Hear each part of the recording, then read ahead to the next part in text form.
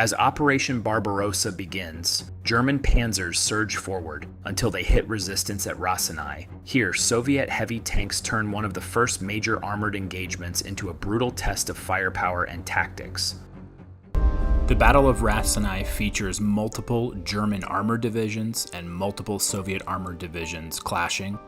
The battle begins on the 23rd of June with the 1st and 11th German infantry divisions pushing back the Soviet 90th Rifle Division. Then the German 1st Panzer Division and the German 21st Infantry Division push back the Soviet 202nd Motorized Rifle Division. The 1st Panzer Division is pushing back the 202nd Motorized Rifle Division. The Soviet 28th Tank Division pushes into the 21st Infantry Division.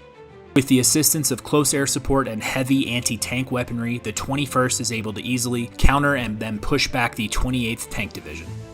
The German 36th Motorized Rifle Division joins the battle space, and the Soviet 125th Rifle Division retreats to more defensible terrain.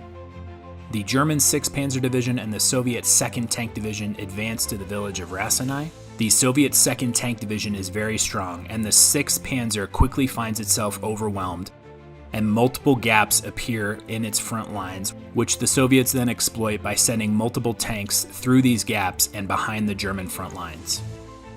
The German 6th Panzer Division asks the 1st Panzer Division for assistance in fighting off the Soviet 2nd Tank Division. The 1st Panzer Division sends multiple armored battle groups to assist the 6th Panzer.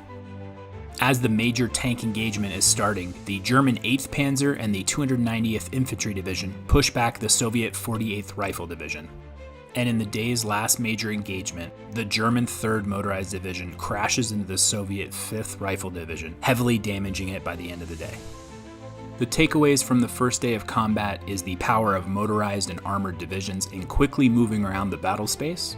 The 23rd of June is also a day of firsts.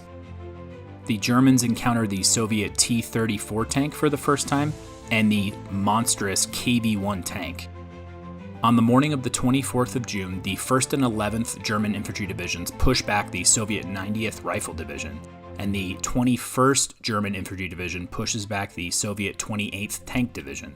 The Soviet 23rd Tank Division arrives in the battle space and quickly attacks the German 1st Infantry Division. The 1st Infantry Division is able to easily fight off the 23rd, and the 23rd is pushed back and advances to the rear of the Soviet 2nd Tank Division. The advance of the 1st Panzer Division is stopped later in the day by the arrival of the Soviet 11th Rifle Division.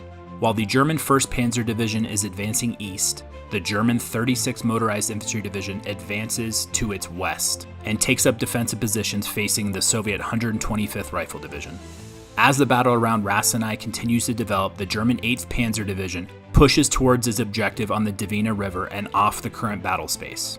By this point in the battle, the German 6th Panzer Division has stabilized its front line, and the German 269th and the German 290th Infantry Divisions push against the Soviet 48th Rifle and the 2nd Tank Division, and start to encircle them. The German 3rd Motorized Division pushes back against the Soviet 5th Rifle and follows the 8th Panzer Division in advancing to the Dwina River line. Early on the 25th of June, the Germans begin a general counterattack. This attack coincides with the Soviet 8th Army's commander's decision to pull back all their forces from the battle space. Major combat operations come to a close in the afternoon of the 25th of June, with the encirclement of the Soviet 48th Rifle Division and the Soviet 2nd Tank Division. The takeaways from this battle are the importance of mobility for the German and Soviet armored and motorized division. The other major factor was the superior German command and control network, which was able to communicate and control panzer divisions, motorized infantry divisions, close air support, anti-tank battalions, etc. And this close coordination was the main reasons the Germans were able to claim victory and continued the advance into the Soviet Union.